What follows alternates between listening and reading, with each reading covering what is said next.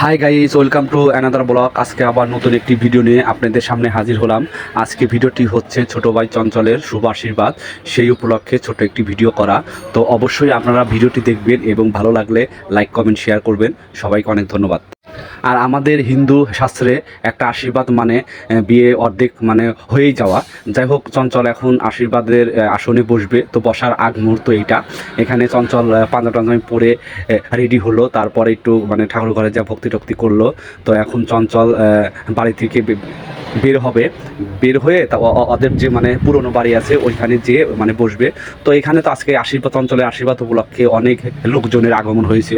প্রায় 150-60 জনের মতো লোক এসেছে, এবং যারা আশীর্বাদ করতে এসেছে তারাই এসেছে মানে 40 জনের মতো। তো মোটামুটি একটা ছোটোখাটো বিয়ে মানে বিয়ের অনুষ্ঠানের মতো, এবং সবাই অনেক আনন্দময়ভাবে আসি আমরা সবাই যারা ভাই ব্রাদার আছি। তো এই আর কি। আর প্রথম অবস্থায় চঞ্চল অনেক এক্সাইটেড ছিল, একটু মুখটা হাসি খুশি ছিল, কিন্তু পরবর্তীতে যখন বাড়ির ভিতরে গেল, মা বাবা কাকা সবার সাথে যখন ভক্তি করলো, একটা আবেগময় মানে পরিবেশের সৃষ্টি হয়েছিল। এটা স্বাভাবিক, আসলে জীবনের নতুন এক পথ চলা চঞ্চলের শুরু।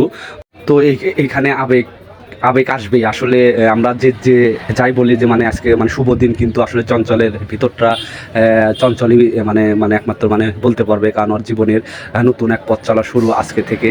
যাই হোক, আশীর্বাদের সব কিছু আয়োজন করা হচ্ছে, দেখতে পাচ্ছেন আপনারা। মাছ টাছ আর চঞ্চলের শ্বশুরবাড়ি থেকে বড় দুই তিনটা মাছ এনেছে, এবং মানে মিষ্টি এনেছে। সব কিছু মিলেই অনেক সুন্দরভাবে অনুষ্ঠানটা হচ্ছে। আর আর আমরা যারা আছি আমরা অনেক আনন্দমুখী হয়ে আছি। আসলে ছোটো ভাইয়ের আশীর্বাদ তো মানে আমাদেরও অনেক ভালো লাগতেছে, কারণ হচ্ছে যে অনেক ইয়ের পরে মানে একটা বিয়ে হয়, অনেক দেখাদেখি পরে হয়। তবে সর্বশেষ কথা যে অবশেষে চঞ্চলের আশীর্বাদটা আসলে হয়েই গেল। এখানে সব কিছুর আয়োজন করা সম্পূর্ণ হয়েছে। এখন একে একে সবাই চঞ্চলকে আশীর্বাদ দিতে আসবে।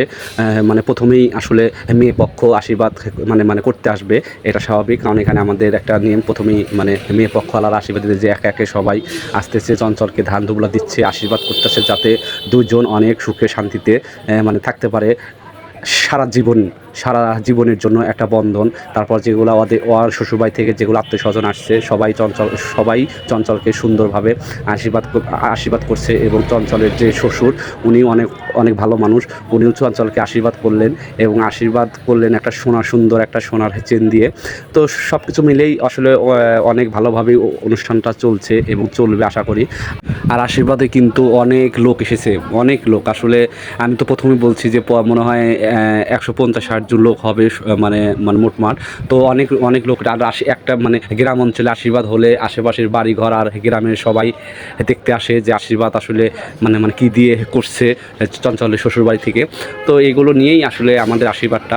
তো যাই হোক, একে একে সবাই আশীর্বাদ করতেছে, এদিকে আমরাও যার কাজ নিয়ে ব্যস্ত। কারণ হচ্ছে যে এখন তো আসলে দুটো পার হয়েছে, মানে সবাই মানে ক্ষুধার্ত। তো আমরা চাচ্ছি যে যত তাড়াতাড়ি আশীর্বাদটা শেষ হবে তত ভালো।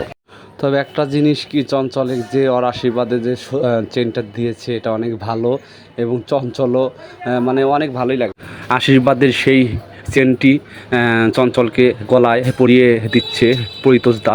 ও বললো না, আশীর্বাদে চেন দিয়েছে, গলায় তো পড়তে হবে, কারণ সবাই দেখবে, আজকেই তো দেখবে মানুষজন যে কেউ ওকে আশীর্বাদে কী দিল। এখন যাই হোক, আশীর্বাদ শেষ। এখন আমাদের মানে খাওয়া দাওয়ার পর্ব মানে শুরু হবে। তো আমরা মানে সবাইকে মানে খাওয়া দাওয়ার জন্য মানে বসিয়ে দিয়েছি। এই যে আপনারা দেখতে পাচ্ছেন, মনে হচ্ছে যে বিয়ের বৌভাতের আজকে অনুষ্ঠান, অনেক লোকজন, 150 লোকজন।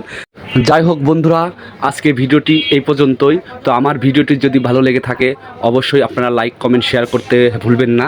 আর চঞ্চলের নতুন জীবনের জন্য সবাই একটু আশীর্বাদ করবেন, যাতে ওরা দুজন অনেক সুখে শান্তিতে থাকতে পারে। সবাইকে অনেক ধন্যবাদ, ভালো থাকবেন।